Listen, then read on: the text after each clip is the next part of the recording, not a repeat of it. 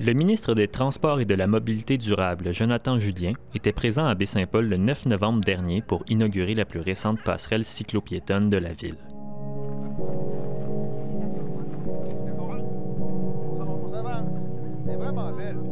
Accompagné du maire Michael Pilote et de la députée Kariane Bourassa, le ministre est venu couper le ruban inaugural de l'installation longeant la 138.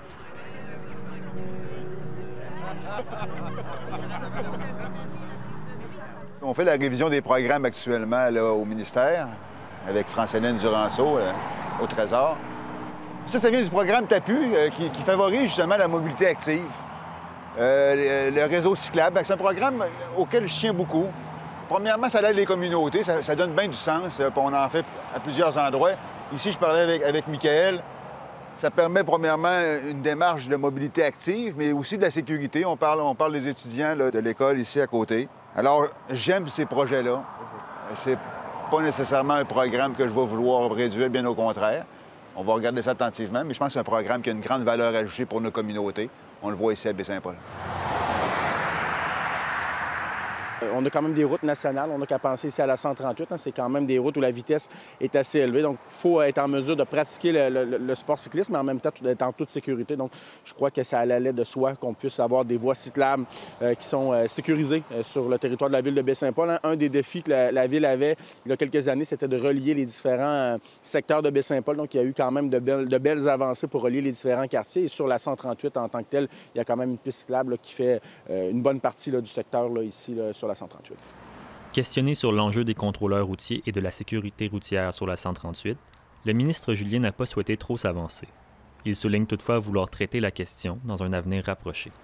On regarde le dossier, puis naturellement, j'ai 31 000 km de route au Québec, hein, puis ça fait un peu moins de 2 mois que je suis ministre des Transports. Je ne prétends pas connaître tous les détails, mais j'ai pris connaissance naturellement spécifiquement des enjeux de la 138. On va le regarder attentivement. J'ai eu les notes. Je n'irai pas plus loin parce que je connais maintenant très bien le dossier pour l'avoir lu. Je vais questionner mon ministère. Je pense que les enjeux de sécurité routière doivent être au premier plan de notre action gouvernementale dans le réseau routier. Quand je dis sécurité routière, c'est oui, on doit faire de la bonification à certains égards, puis après ça, on doit consolider ce qu'on a. Puis je vais toujours le faire avec les ingénieurs puis avec les gens du ministère, avec la notion d'accidentogène et de risque pour la population par rapport à la sécurité routière.